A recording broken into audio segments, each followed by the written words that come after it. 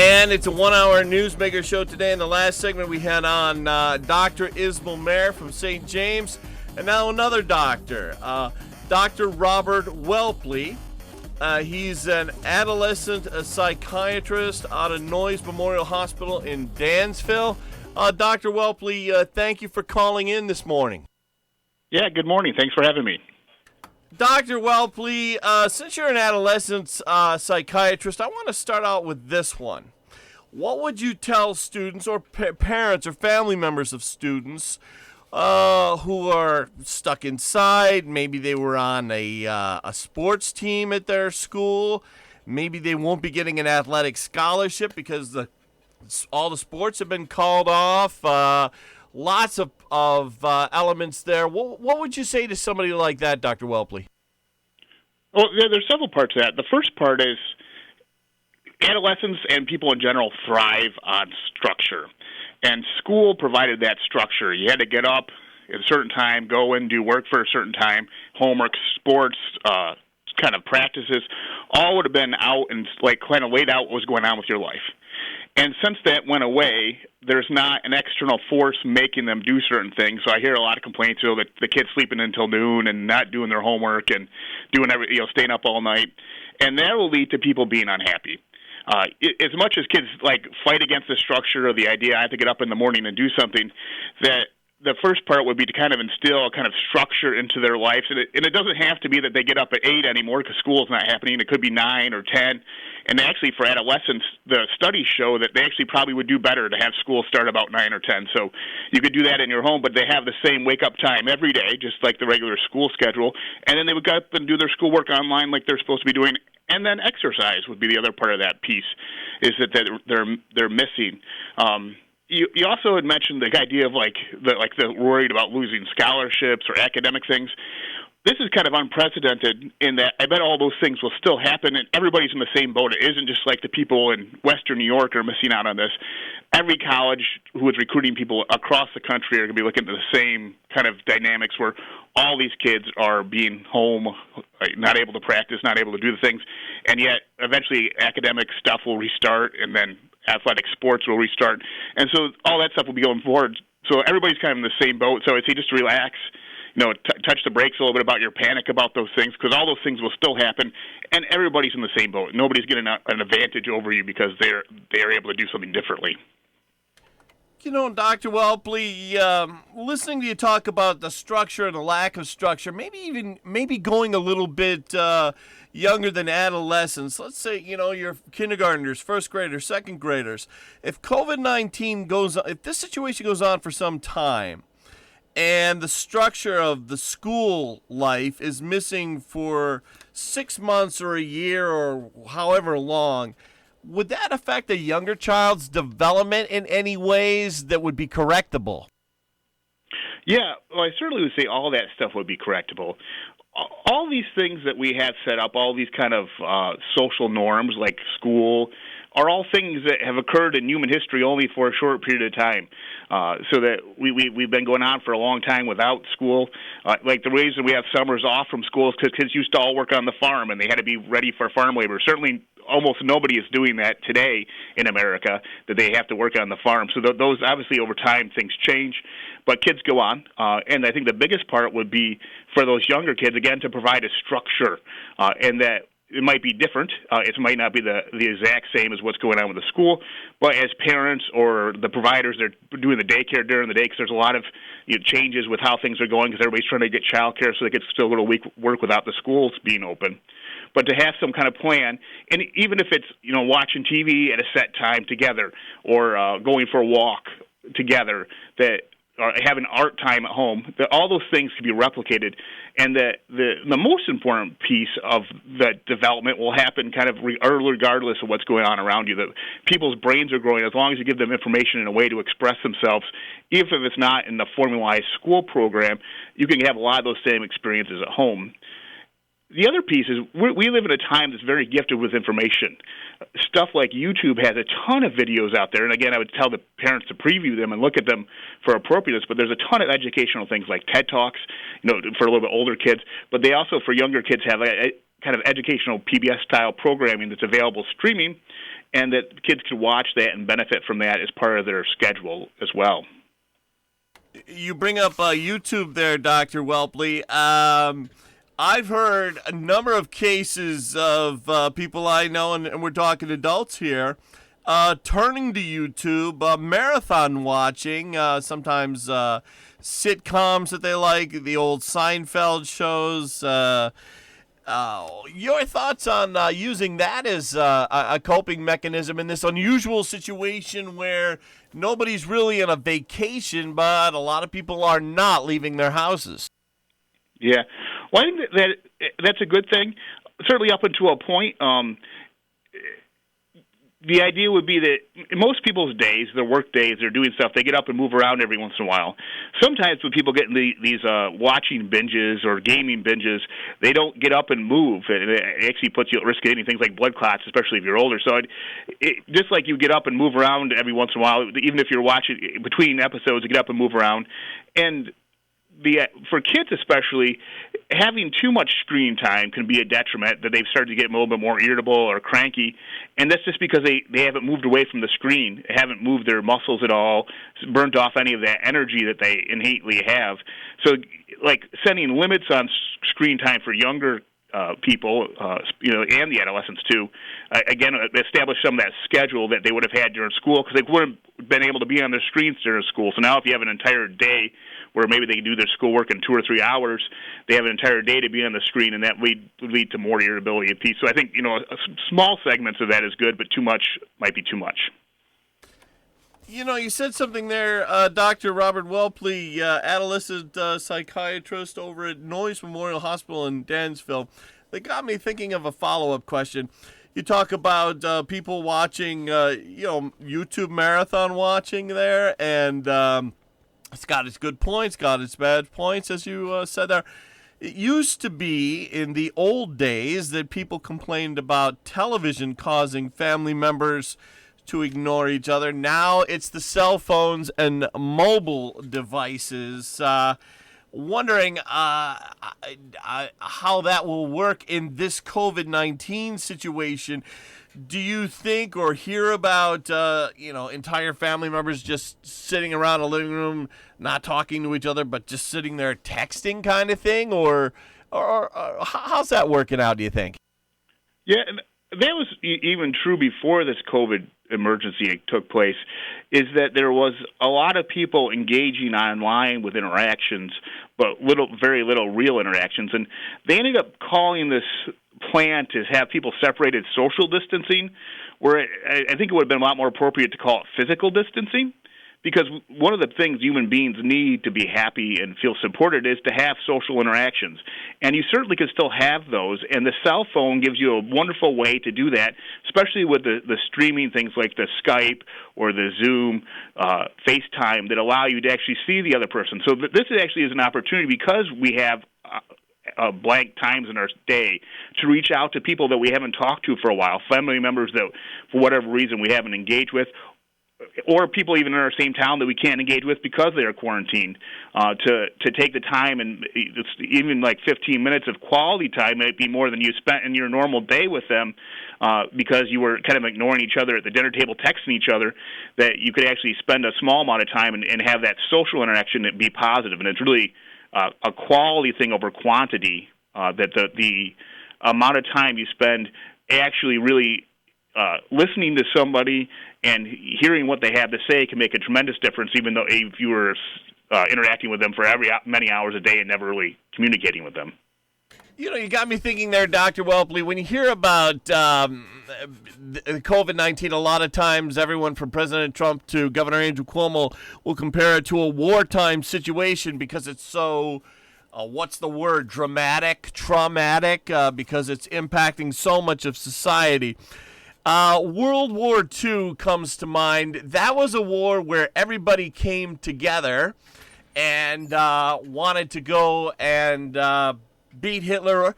And wondering, Dr. Whelpley, do you see any of that element of World War II and the feeling of coming together in this COVID-19 situation? Or maybe it's too early to tell yet. Just thinking That was the one, I suppose, only positive aspect of World War II. In it, so many people died, and it was such a horrible, horrific thing with the Holocaust and all the camps. The only positive thing that happened in the United States that I could say is that people came together. Do you see that happening with the COVID-19 situation? For sure, I think you're starting to see some of that. There's a lot of people, like the quilt shop in town was volunteering to make masks, and people are trying to donate masks or their time.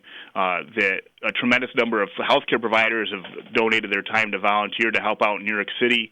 I think that my thought and hope is that, much like you're saying, people will continue to kind of come together.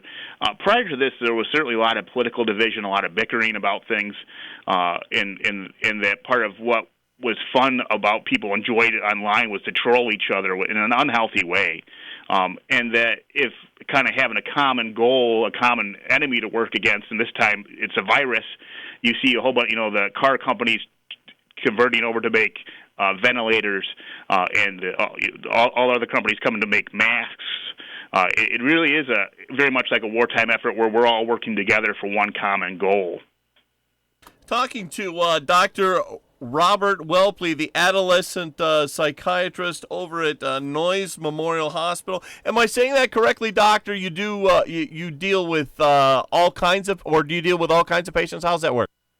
Yeah, correct. Yeah, so I'm boarded in both adult and child adolescent psychiatry, but we see all comers from like 1 to 99. Okay. Back to the idea of being cooped up in the cabin fever theme here on this show.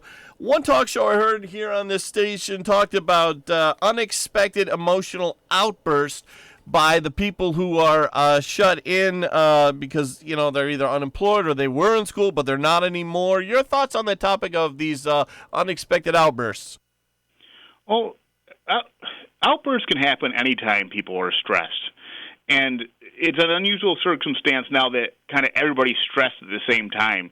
Usually in a family, only one person will be stressed at any particular time that, somebody's having trouble at work or relationship issues. But kind of globally now, everybody's stressed. And that a common outcome of stress is to have people have kind of angry outbursts. And I think that largely comes from people trying to keep it together, so to speak, in order to, show that they're not stressed because they're trying to protect everybody else from their own stress because they know everybody's dealing with the same major stressor, and that they're not reaching out for help. And that the outburst comes when people kind of their stress builds up to the point where they can't put on that facade, that act that everything is okay because they're trying to protect everybody else around them. Where in fact, if they reached out and talked to people in their own family or clinicians or did any of those kind of coping things like exercise to kind of reduce their stress level, you could kind of avoid those outbursts. But often when people are kind of stuck with that idea that everything's fine or everything's okay, and to the point where that because they're doing nothing to mitigate that, it comes out as an outburst of emotional energy. We're talking with Dr. Robert Whelpley, a psychiatrist at Noyes Memorial Hospital. Going to take a quick break. We'll be back in just a moment. Stay with us. JC's Cafe in Hornell would like to thank all their loyal customers for their continued support. JC's Cafe is open for takeout orders. Phone 607-324-4428.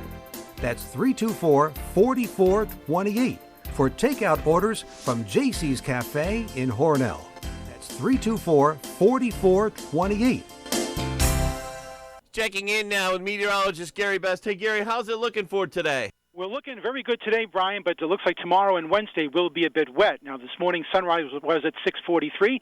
It'll set at 7:43 later on today, and we're looking at mostly sunny skies for today, 54 to 58 during this afternoon. But by tonight, clouds move back in. Chance of showers, not until after midnight, though. Low temperature upper 30s, and a lot of clouds on Tuesday, but mild and breezy, well up in the 50s, with a few showers at times. Chance of rain for Tuesday night, and about 45 overnight, and still one more mild day on Wednesday, mostly cloudy with a few showers, high temperature upper 50s. Then it's in the 40s for the end of the week, Thursday and Friday, with a lot of clouds and maybe a few showers then. Back with Noyes Memorial Psychiatrist Dr. Robert Whelpley.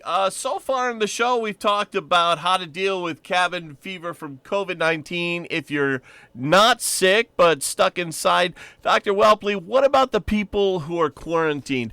We've had numerous cases in our area in Steuben County where the public health nurse pointed out that in this, that, or the other case, somebody went out when they were sick and possibly or did infect other people. What do you tell the quarantine patients right now who have been diagnosed with COVID-19 and have to stay inside for, what is it, 2 weeks, I think? Yeah. The first thing I would say is please stay home. And one of the things that I think happens a lot is anytime somebody's challenged with a serious thing, they're quarantined, they have a fear that they might have this illness that everybody's afraid of, is that there's a want to return to normalcy so that somebody might go out in the idea that, well, this really isn't that bad, to kind of show that it isn't that bad. But I would say please don't do that. Certainly it's putting everybody at risk in the area around us, so that the effort to try to stay home and feel better, and particularly if you're feeling sick yourself, the best thing you could do is to stay home and rest, let your body recover. I think people need to kind of realize that this is different and kind of put it in the idea of what you were saying earlier, like a wartime effort, that everybody's kind of got to do their part for society to keep society well, to keep cases from spreading, and kind of slow this surge of patients.